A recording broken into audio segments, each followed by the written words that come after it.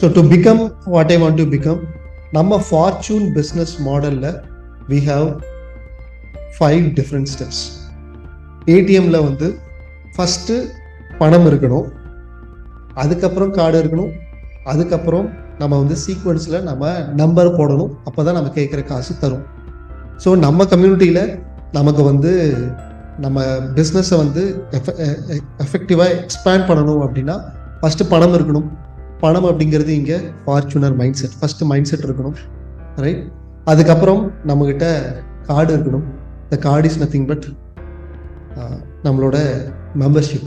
Okay, FMC membership. Yes, FMC membership அப்படிங்கிற card இருக்குது, ஆனால் பணம் இல்லை, மைண்ட் செட் இல்லை அப்படின்னா டெஃபினட்டாக நமக்கு எதுவும் வரப்போகிறது இல்லை. ஃபார்ச்சூனர் லைஃப் ஸ்டைல் வந்து ரொம்ப லேட் ஆகலாம். இல்லை ஃபார்ச்சூனர் மைண்ட் செட் எடுத்துக்கிறதுக்கு ரெடியாக இருக்குன்னு சொன்னால் நம்மகிட்ட கார்டும் இருக்குது அப்படின்னா yes, this is the sequence, the sequence number. ஏடிஎம்மில் வந்து 4 நம்பர் தான் தேவை. ஆனால் நீங்கள் போய் சொன்னீங்கன்னு வைங்களேன், 4 நம்பர் தானே தேவை, ஆனால் எனக்கு வந்து 0 to 9 எனக்கு 10 நம்பர் தெரியும் அப்படின்னு சொன்னால் ஸோ வாட் அப்படின்னு ஏடிஎம் மிஷின் கேட்கும். வாய் இருந்துச்சுன்னா கேட்கும், ஸோ வாட், உங்களுக்கு எவ்வளோ தெரிஞ்சா என்ன, எனக்கு தேவை 4 தான். 4க்கு விட அதிகமாக தெரிஞ்சிருந்ததுன்னா நான்லாம் பணம் கொடுக்க மாட்டேன், கிளம்பு அப்படின்னு சொல்லிடுவோம், ரைட்? ஸோ அப்போ 4 நம்பர் தான் வேணும். அந்த 4 நம்பரும் சீக்வன்ஸில் தான் போடும். So this is the numbers in our FMC. There are 5 numbers. அந்த 5 நம்பர்ஸ் இந்த சீக்வன்ஸில் தான் இருக்கும். What is the sequence? First is the clarity, to get the crystal clear clarity. Then forming the culture. நம்மளோட பிஸ்னஸில் we need to form the culture by properly writing the code of ethics and following the code of ethics and by recalling the code of ethics consistently in a proper frequency. Okay. Then the next thing is the system, creating the system in the business. அதுக்கப்புறம் we can enter into the personal branding. Personal branding பண்ணணும்னா personal value வேணும். அந்த personal valueக்கு clarity, culture and system are the essential stuffs.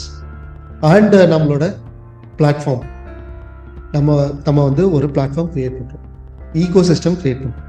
The platform is இதை franchise model, branches நிறைய create பண்ணலாம்.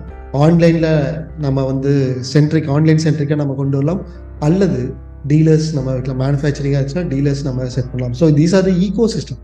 இதில் ஏதாச்சும் 1 or more than 1 ecosystem நம்ம create பண்ண முடியும் நம்ம பிஸ்னஸில். அதெல்லாம் எதுக்கு சார், இப்போ நான் சின்னதாக பண்ணிட்டு இருக்கும் போது இத்தனை பிரச்சனை இருக்கு, பிஸ்னஸ் பெருசாக பிரச்சனை அதிகம் தானே ஆகும்னா it is inversely proportional.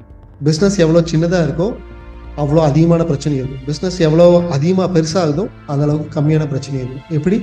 Because கம்மியான, உதாரணத்துக்கு நான் சொல்கிறேன், ஒரு சின்ன பிஸ்னஸாக இருந்தால் நம்மக்கிட்ட ஒர்க் பண்ணுற ஸ்டாஃப் சின்ன கம்பெனியில் ஒர்க் பண்ணுறதுக்கு டைம் பீயிங்க்கு அவங்களோட பர்பஸ்க்காக சால்வ் பண்ணுறதுக்காக ஒர்க் பண்ணுவாங்க. ஆப்பர்ச்சுனிட்டி வரும்போது வேற பக்கம் போயிடுவாங்க. அவங்களுக்கு சேலரி அதிகமாக கிடைச்சா கூட இல்லை எனக்கு நல்ல பேனர் வேணும், நல்ல என்விரான்மெண்ட் வேணும்னு அவங்க வேற பக்கம் போயிடுவாங்க இல்லையா? மோஸ்ட் ஆஃப் த பீப்புள், ஐ மீன் நிறைய பேர். ஓகே, ஆனால் இதுவே நல்ல ஒரு கம்பெனி, நல்ல ஒரு பிராண்டட், இதுவே நல்ல ஒரு விஷனோட, நல்ல ஒரு லாங் டேர்ம் ஒரு இதோட இருக்கிற ஒரு கம்பெனின்னு வச்சுக்கோங்க, க்ரோத் இருக்கிற ஒரு கம்பெனினா தே வில் ஸ்டிக். நிறைய பேர் வந்து வேற ஒரு கம்பெனியில் இருந்தெல்லாம் கூட திறமையான மக்கள் நம்ம கம்பெனிக்கு வரேன்னு சொல்லுவாங்க.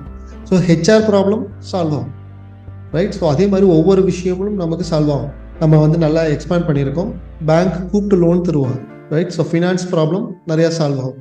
தென் வேற ஆப்ரேஷன் வந்து ஸ்ட்ராங்காக இருந்தால் தான் நம்ம பெருசே பண்ணுவோம். இல்லைன்னா பெருசு பண்ணும்போது நிறையா பிரச்சனை வந்துடும். ஆட்டோமேட்டிக்காக அதில் ஆப்ரேஷன் வந்து கிரியேட் ஆகி அது சிஸ்டம் கிரியேட் பண்ணுற மாதிரி ஆகிடும், ரைட்?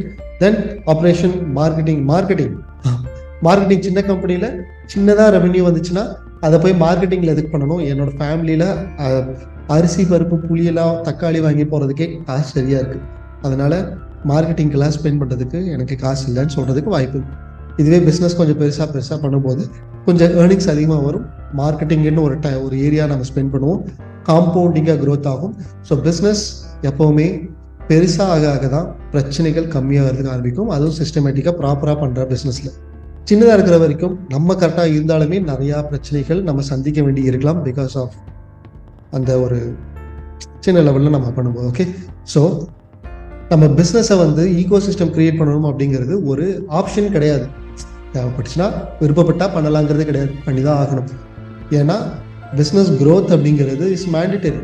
பிஸ்னஸ்ங்கிறது உங்கள் சர்வைவலுக்காக அப்படின்னு நம்ம பண்ணுறோம், அது மீடியாக்ரிட்டி மைண்ட் செட் ஆகும். நம்ம நிறைய பேத்துக்கு ஹெல்ப் பண்ணுறோங்கிற ஒரு இதில் பண்ணணும்னா இன்னும் எவ்வளோ பேத்துக்கு ஹெல்ப் பண்ணலாங்கிற ஒரு அப்ஜெக்டிவ்ல நம்ம கொண்டு போக முடியும்.